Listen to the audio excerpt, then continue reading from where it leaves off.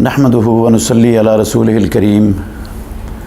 भैंस की कुर्बानी के मुताल्लिक़ बहुत से सवालात अवामुन्नास की तरफ से आ रहे हैं।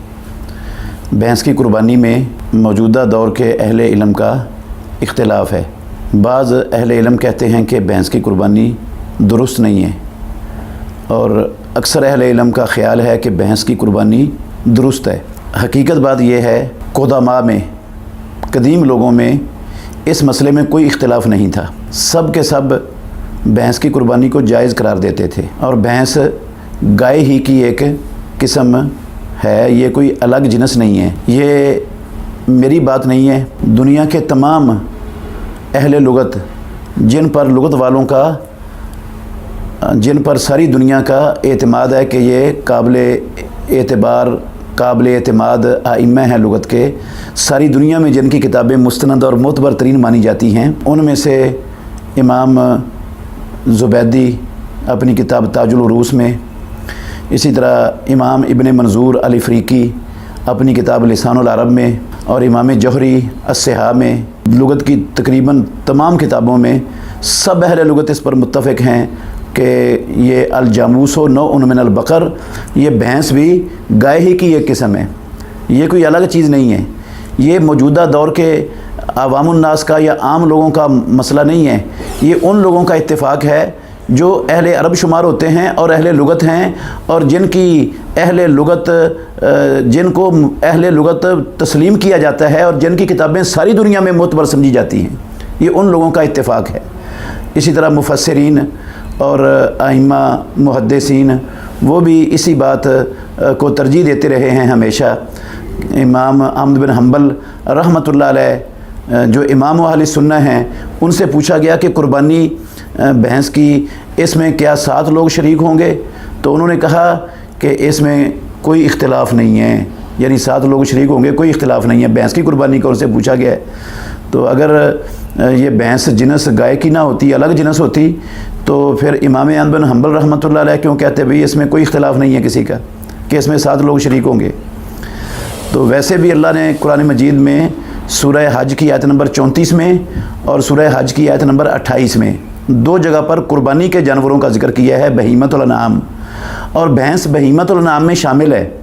इसको बहीमतुल अनाम से खारिज करने वाली किताबुल्लाह में और सुन्नत रसूलुल्लाह में कोई नस नहीं है, कोई दलील नहीं है जिसकी बिना पर बहीमतुल अनाम से खारिज कर दिया जाए भैंस को। जो आइम्मा, जो लोग आज के दौर के उलमा कहते हैं कि भैंस की कुर्बानी जायज़ नहीं है, उनका इस्तिदलाल ये है, कुरान मजीद में अल्लाह रब्बुल आलमीन ने 8 जानवरों का जिक्र किया है, 4 मुज़क्कर और 4 मुअन्नस। वो जो 8 जानवर जिक्र किए हैं उनका कुर्बानी से ताल्लुक़ नहीं है कोई। पहली बात ये याद रखें। वो मुशरिकीन मक्का की रसूमात अल्लाह ने बयान की हैं, जो गलत रसूम उन्होंने रस्में अपनी बनाई हुई थी और उन गलत रस्मों पर चल रहे थे।